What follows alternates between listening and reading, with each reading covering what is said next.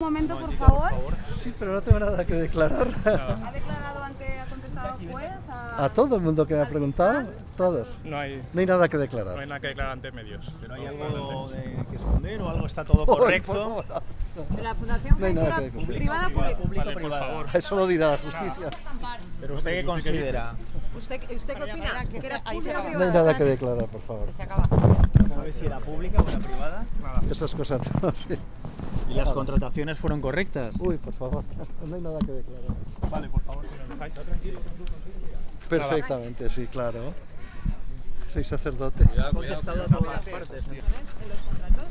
No hay No nada hay que nada declarar. que declarar, por favor. Eso ya la juez. Pero se hizo todo bien y legal. ¿Fue todo Sí. correcto?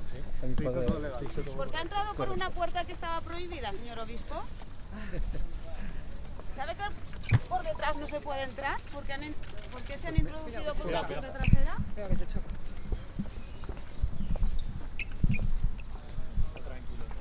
Perfectamente, claro. La conciencia tranquila. Hombre, si no, no podría aquí esta mañana.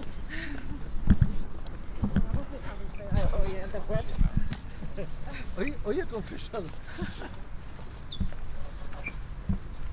¿Quién tomaba las decisiones, señor Cotino? Ay, no, por favor, eso no hay nada que declarar, eso no. Pregúnteselo al juez.